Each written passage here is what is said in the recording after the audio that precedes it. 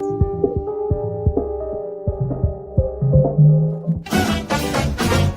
be dancing in the streets, dancing at his feet, dancing in the streets of gold. You'll be dancing in the streets, dancing at his feet. All right, folks, I have a question for you.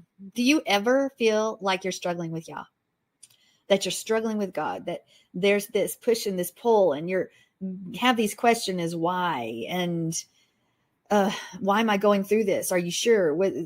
Should we be here? What are you doing, Yah? Probably you have had those questions, this struggle with, this striving with Yah. Let's go to Genesis 32, verse 38. It says, then the man said, your name will no longer be Jacob, but Israel, because you have struggled with God and with humans and have overcome. Okay, so here we have it right here. Yaakov, Jacob, he struggled with Yah, and once the struggle was over, what happened? He has a new name, a new destiny, new thing that Yah has called him to do. The truth is that in our relationship with God, while we don't stop loving him, sometimes we struggle. Maybe it's in our own accord. Maybe Yah is really trying to get us to pay attention.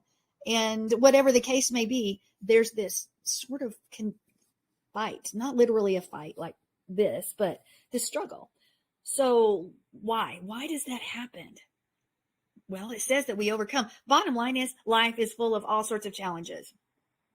And sometimes we're doing our very best and something hits us from the side and we're saying, okay, yeah, I don't understand this. Did you get it right this time? What's going on? Sometimes we struggle against human evil. Sometimes we're fighting for what's true in the eyes of Yah. Sometimes it's even with our family because we're standing up for truth, or something just hits us out of the blue and we're like, Yahweh, did you allow us to go through this difficult situation? Are you testing us? What is the deal here? Are you testing us, our strength?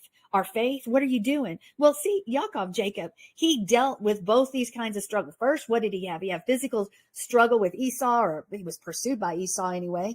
And then he experienced the premature death of his wife, Rachel. And there was famine in the land, et cetera, et cetera. Then he struggled with Esau. There's all sorts of things that Jacob faced. Well, there's all sorts of things that you face and I face. It's just the way life is. But why?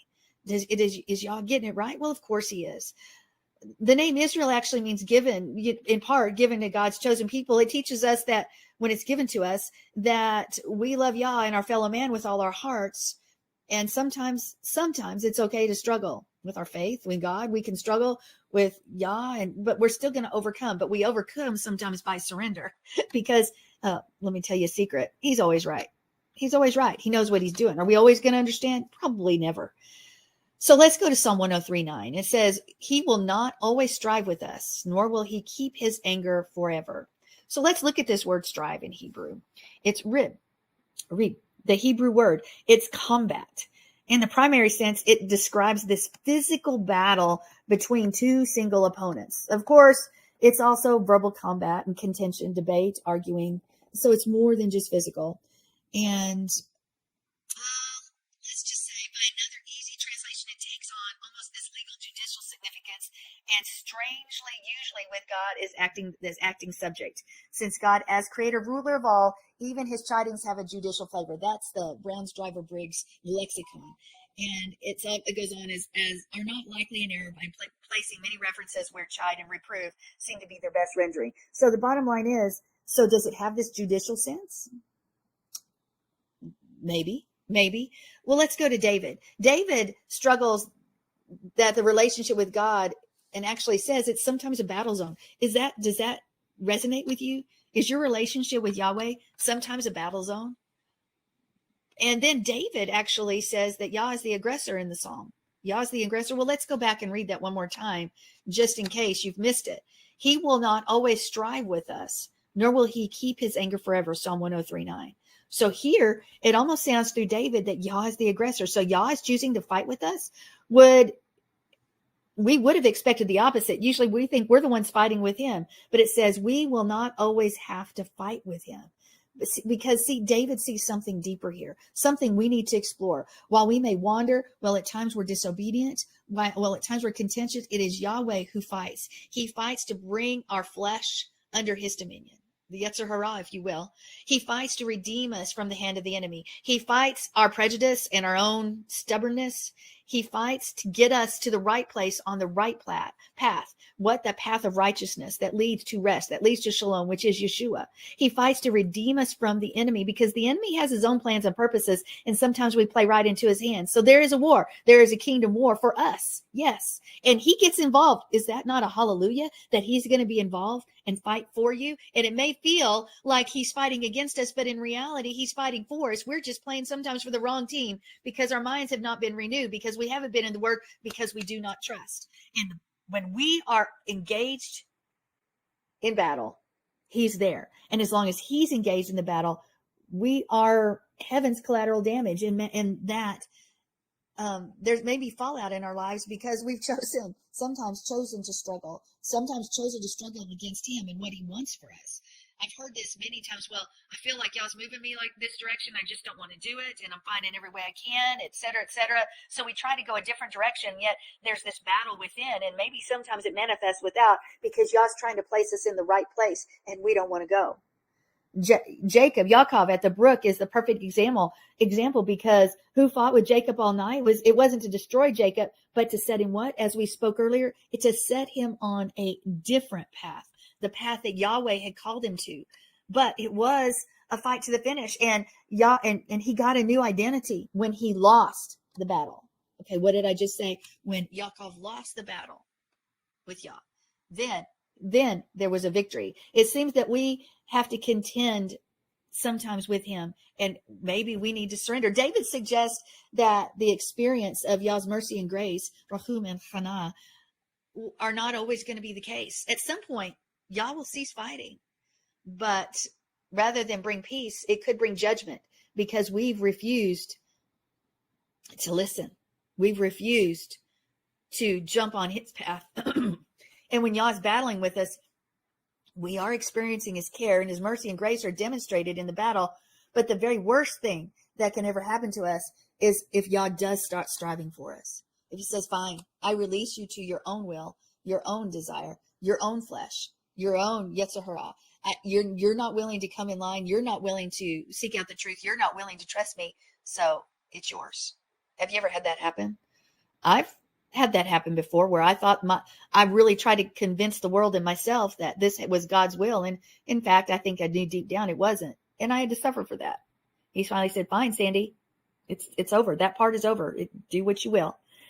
And it seems that Yah's a tactical plan sometimes is to confront us always and every time. And we're defeated maybe by his care, defeated in that, there's another battle because we are needing to get that flesh in line. We need to get that flesh under his influence, and we need to be dragged into battle until we say that, Father, let your will be done.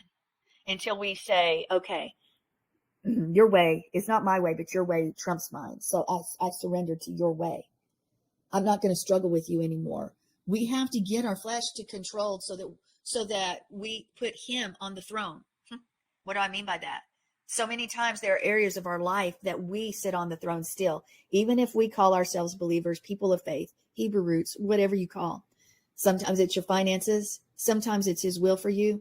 Sometimes it is your family or something else that you give him everything else in your life, but you're not willing to give him that because you want to sit on that throne, because no matter what you say, you worry and fret and you don't trust who he is. So what's he doing? He's contending with your flesh. And we're going to feel the discomfort when that's going on, maybe even the agony and the wounds that we receive because we're contending. We're in battle. We're in combat with our king. But what we bleed is only a sign that Shalom is coming and that Yah is victorious and that he wants us to say, okay, I'm yours. Because when we decide to let him reign, when we decide to put our flesh and our ways under him and let his desires become our desires. And remember that he's bought us with a price. We're not even our own. Then we're going to find something shift and we're going to be victorious. Maybe we have new vision and a new place to go because there's a promotion there because we stopped fighting. How many times have we ever had our kids or our grandkids or somebody else that is fighting our ideas, our thoughts, our ways, and all we want is the very best for them, but they fight us on it. And when they finally say, okay, and they do what we ask, or they learn what we've wanted them to, they realize that we had their best interest at heart. And that's what Yah is. So if you are feeling like you are struggling, if you feel like you are in a battle, I want you to think about Job even. Should we ask why? Well, we know that sometimes our struggles are not because we've done something.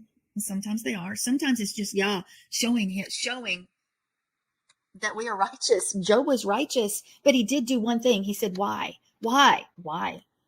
How many times have you said that? I've said it a lot, folks. I've said why? Why? Why do I have to go through this? See, in the book of Job, the part that sin, it plays a part in, and it can, guys, sin does play a part sometimes in the challenges and the struggles we face. But sometimes it's not sin. Sometimes it's something else that Yah's trying to do. When you look at the word contend with Job, moreover, the Lord answered Job and said, shall he that contendeth with the Almighty instruct him? He that reproveth God, let him answer it. So here we have this word contend again, which is sharov, which is an imperative and means to dry up. Shall he who tells the Almighty to dry up instruct him? Do you really want to instruct me? Yah says, do you really think that's the way it goes? No.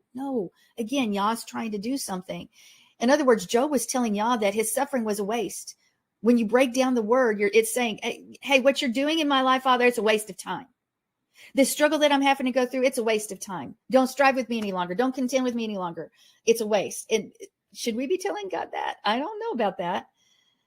The words instruct here are yasor machich, and it sort of brings it's what we translate as reprove, or he who reproves, but yasor has the idea of turning to oneself. And the Samic represents a shelter, and the bait can represent our hearts. And so it's let him who finds shelter in his own heart. Are we to find shelter in our own hearts? Well, if Yahweh's there, yeah. So then the Machik has this idea of proving or showing.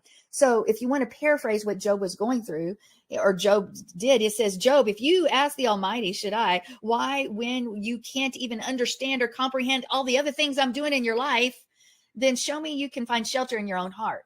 Can you, if you don't understand? No, not in your own way. Otherwise, you just have to trust me on this one. Should that be what we say?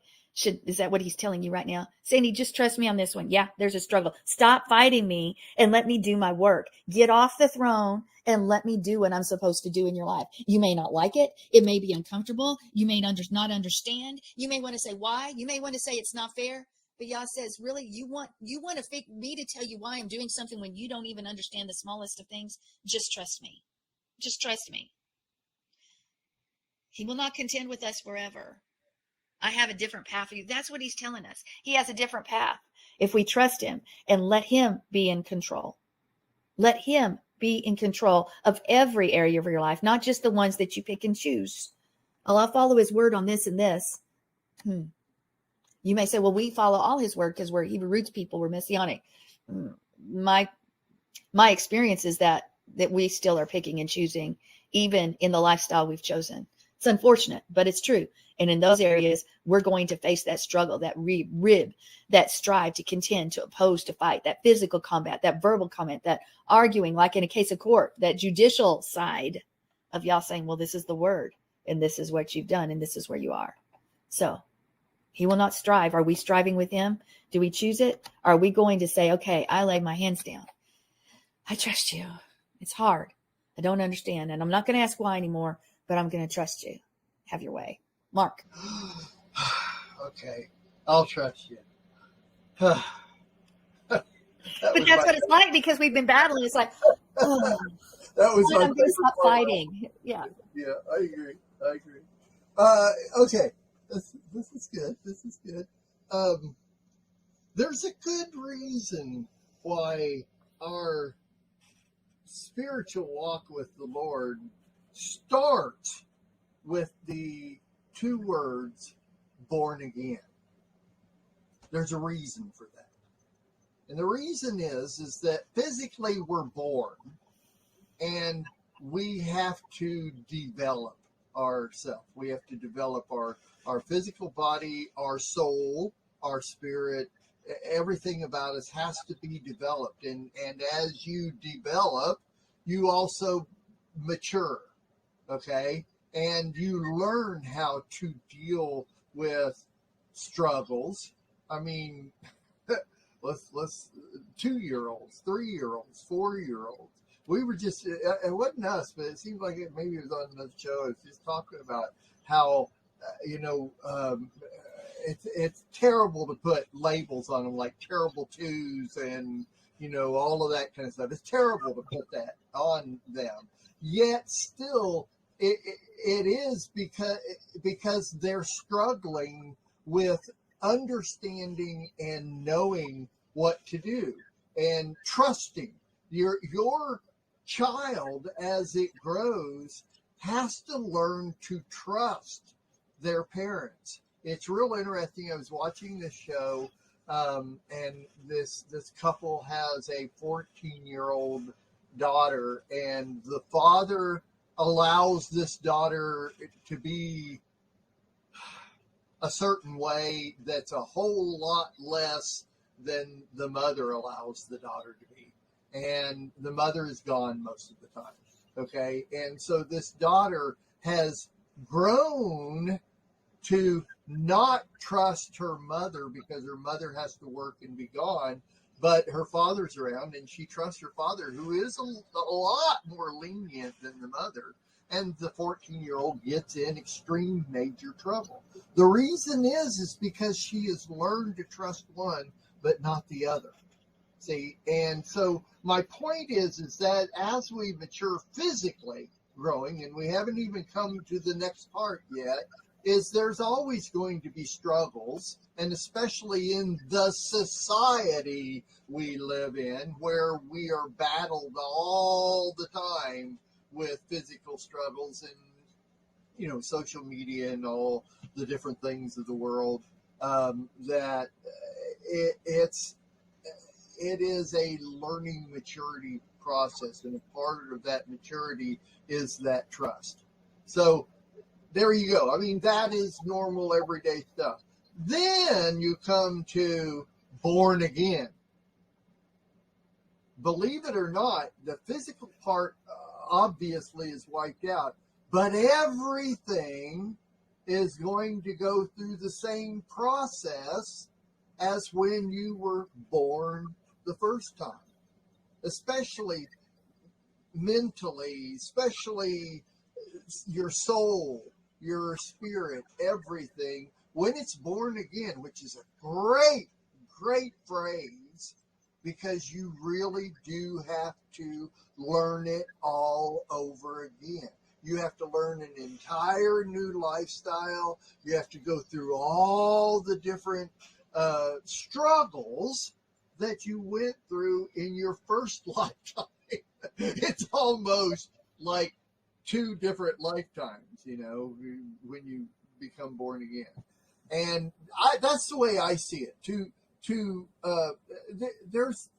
For me, there's a little bit difference in there, in that the first time that you are maturing, that you're learning life and learning how to deal with those struggles, it's right in front of your face. It is physical. The things you have to go through are physical. And it's easier if you can literally see what you're having to struggle against. When you're born again, most of that struggle is with your soul and with your spirit, which there is no physical presence of. There's nothing you can see to manifest what it is you're struggling against. It's all in the mind. It's all in the mind. The battle's in the mind, yeah. The battle is in the mind, and it's all there. And you have to mature in this. Nobody becomes born again and automatically is maturely or spiritually mature. It just doesn't happen. Now, of course, we've talked about it, I've said it a million times, that Yeshua didn't say go out and get people saved. He said, go ye into all the world and make Talmudim. Okay? Disciple people. Now, that's a little bit different story. So if you disciple somebody before they make that decision of being born again, they already kind of have a little bit of an edge there to know what they're getting into when they make that decision of it, and it helps them in their maturity process. And I kind of relate that to parents that have children, physical children, this firstborn, there, as we all know, there are very mature parents and there are very, very immature parents. Okay. So the way the child grows and develops both physically and maturely is different from that. So you have to hope that when you're born again, you have a good, balanced understanding of what that means and what you're getting into. And I've used the phrase many times, though it's not in the Bible and people seem to think it is. No man goes into battle without first counting the cost. Okay? So when you are born again, you really have to go into battle. You have to learn that cost and you have to spiritually go to it. When you're talking about, why is this happening to me? I always know why. I never ask why. I know it's me. I know it's not the Lord.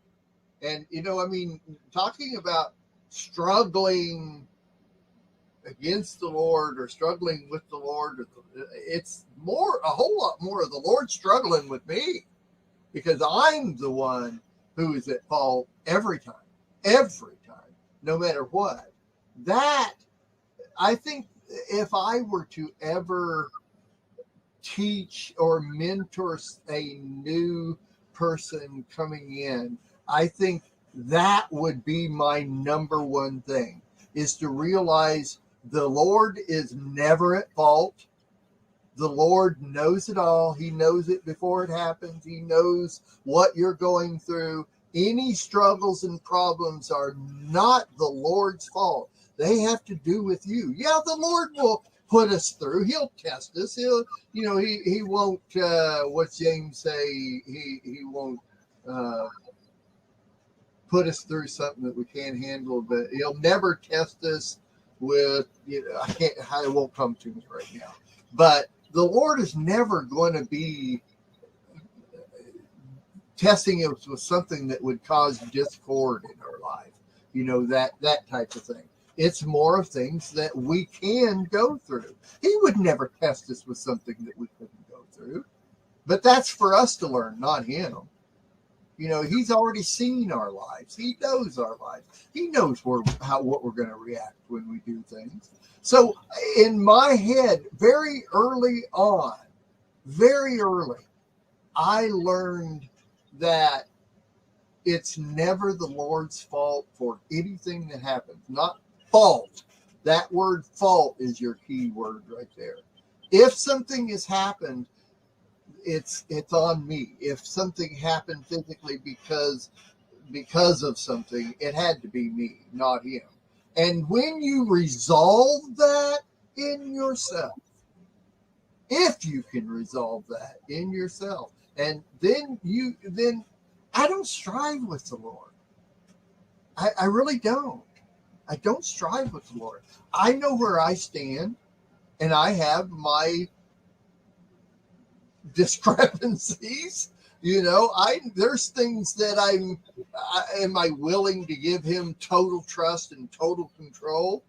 I'm willing to, but it's more of once I fall into these things that I learn and I readjust myself and make sure that I remember when it comes around again or whatever like that. But when it comes down to struggling with the Lord, Sandi, I've thought about this in detail, is that I don't struggle with it because I've resolved that the Lord is infallible, that God is infallible, Yeshua is infallible. There's nothing that can be made wrong out there at all. I think a lot of times about when the Lord said, I'll just wipe them all out and start over again, and it's kind of like, sometimes I wonder, but it just solidifies things with me more. And so I'm not saying I'm perfect by any means, but I think there also comes to a point in your maturity after being born again.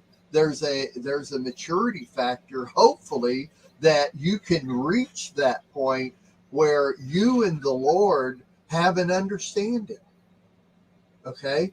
Yeah, I am not going to stress and worry and everything about pleasing God or not. After a certain point, I'm living my life the way I'm going to live, and this is the way it's going to be. Yeah, I'm learning and I'm adjusting based on life. I'm adjusting, but as long as the Lord knows, as long as the Lord and I have that kind of relationship with each other, I don't struggle with it. So there's my point. Is my advice to people that struggle is to get a good relationship with God. Talk to Him about it. Don't struggle with it. Talk to Him about it. And be patient. Let it work itself out. It will work itself out. Well, that's good. I still think, though, that even if you believe God is sovereign and He's always right, that there are times, maybe inadvertently, but that you do sort of fight His leading or what He desires as a person. I'm not talking about you personally. I'm talking about people in general. Sure. You still believe He's sovereign. You do know He knows everything, but in the reality of it, is sometimes we just don't trust, even though we think we know, and we never would put it into words. But there is still this trust factor that's deep within. But this is why we raise our children in the admonition of the Lord. It's easier on them. It's easier on those that you raise with them going through that understanding of who the Lord is and the whole thing than a child that has never been influenced by all that. Right. A child that has never had a parent that told them anything about God, or most people these days, most children growing up see religion as a negative thing. That's true. They're raised negatively towards religion. So when it comes to a point in their lives when they are confronted with this fact that, hey, you can live for the Lord and you can live in this lifestyle and it's so much better and everything, it's kind of like they already have it going against them. And that makes it real hard to trust God. Real hard. So it probably the best scripture in the entire Bible is raise your children in the admonition of the Lord and it will not depart from them. It's kind of like, preparation day. Yeah. It really is. What's you will violate Sabbath if you don't prepare for Sabbath. That's all there is to it. And it's the same thing with life. You have children. Prepare them for life, and if you don't, I'm not going to say you're at fault, but you kind of are. You're responsible. So anyway, that's my point of view on that. Yeah. That's a good point. Yeah. So, all right. Final word. Just to strive or not to strive, to contend or not to contend. That is the question. I was a contender.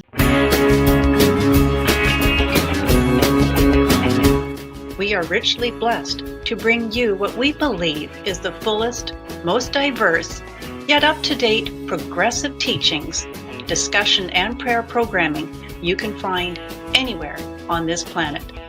Be sure to take the tour of the MessianicLambRadio.com website.